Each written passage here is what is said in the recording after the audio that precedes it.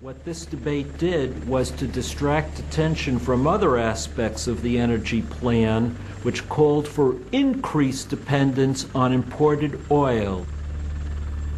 Essentially, the report calls on the Persian Gulf producers to double their output over the next 25 years, and calls on the U.S. government to take the necessary steps to make sure that this will occur.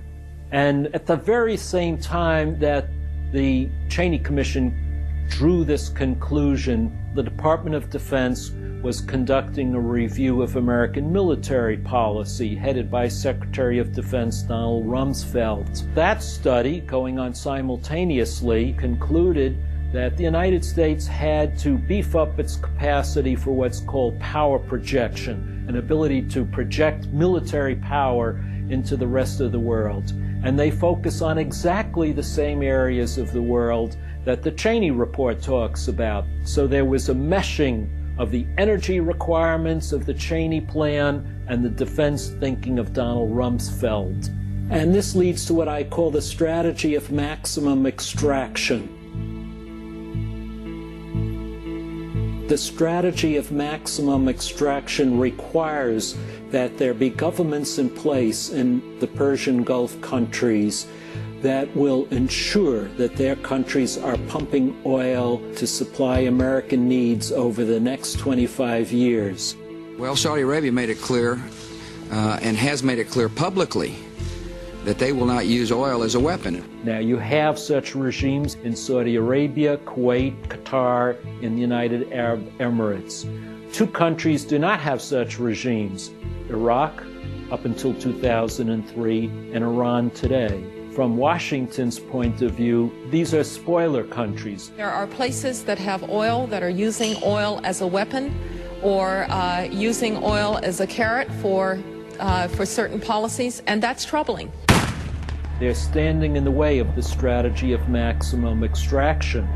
And so for the strategy to succeed, ultimately you're going to be thinking about replacing those governments with governments that are more inclined to meet Washington's objectives. Regime change is welcome in whatever form that it takes.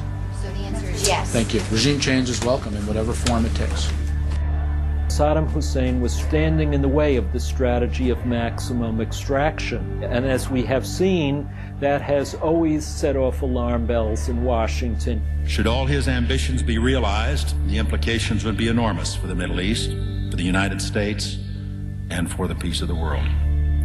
This is what I think Dick Cheney was saying in his speech of August 26, 2002, before the Veterans of Foreign War, a speech which highlights the threat posed by weapons of mass destruction. Armed with an arsenal of these weapons of terror and seated atop 10% of the world's oil reserves, Saddam Hussein could then be expected to seek domination of the entire Middle East, take control of a great portion of the world's energy supplies, directly threaten America's friends throughout the region. In fact, Dick Cheney used almost exactly the same language in September 1990 before the Senate Armed Services Committee.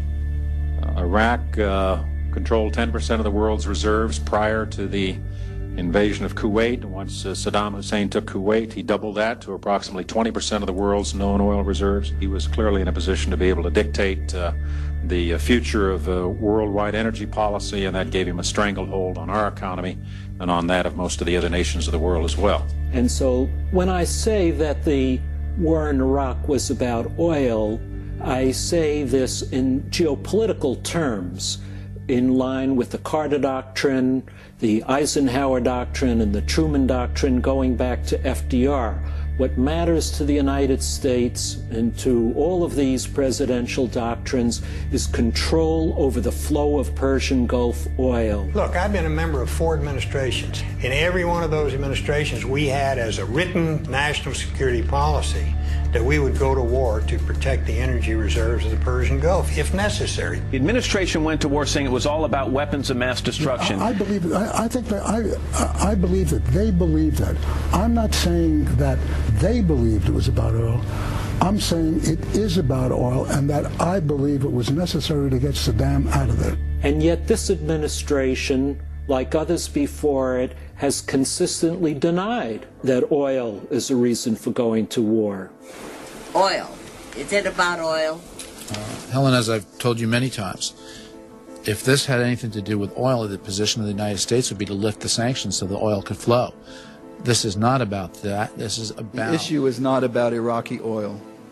If the United States had wanted access to Iraqi oil, we could have dropped our whole policy 12 years ago. There's been a lot of speculation in the world, and I suppose it's understandable, suggesting that the interest of the United States and the coalition countries that are concerned about Iraq relates to oil. It does not relate to oil. I mean, it just plain doesn't. Our whole foreign policy and military policy establishment has been governed for 50 years by our commitment to defend the Middle Eastern oil states like Saudi Arabia and Kuwait and the United Arab Emirates. So much of our foreign policy has been tied up in this, and we have a vast military establishment that is totally committed to the protection of these regimes. We're told to secure the southern Rumaila oil fields up to the canal. We just pulled out here yesterday just to come out and help protect the oil line. In a tank? In a tank. Our military policy and our energy policy have become intertwined. They've become one and the same. And this, I think, is immoral and unpatriotic. The American people truly believe that the use of military force can only be for a higher purpose. Polling shows 4 different polls just over the last 2 or 3 days. 2/3 of Americans support the idea of moving into Iraq militarily. Why?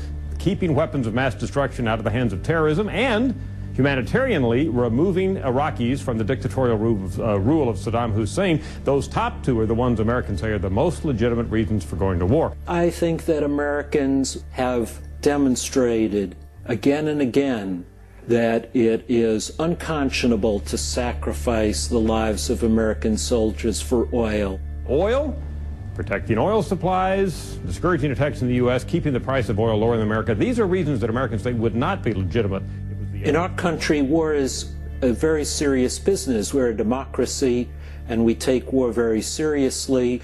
We believe that war is something that should be a matter of extreme duress if the country comes under attack, or in extreme cases of genocide or egregious human rights. High principle is at stake, not economic interests. We will never be free from the dangers of endless wars in the Middle East until we disassemble this large military apparatus that has been created for the protection of Middle Eastern oil. In fact, the trend over the past 10 or 15 years has been in the opposite direction. We are spreading the Carter Doctrine from the Persian Gulf area to the Caspian Sea and now to Africa. And this is clearly reflected in the creation of the African Command. Africa Command will enhance our efforts to bring peace and security to the people of Africa and to promote our common goals of development, health, education, democracy, and economic growth in Africa. This is the first new regional military command to be created since the Central Command was created in 1980. This command will enable us to have a more effective and integrated approach than the current arrangement of dividing Africa between Central Command and European Command, an outdated arrangement left over from the Cold War. And in my view, this is directly related to the growing importance of African oil to the United States.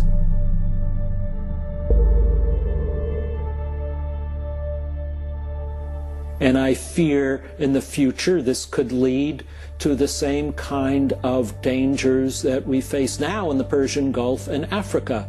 And what makes this so much more dangerous is that we're not the only great power that is militarizing our foreign energy policy. China is following along the same path as we are. China's economy is growing.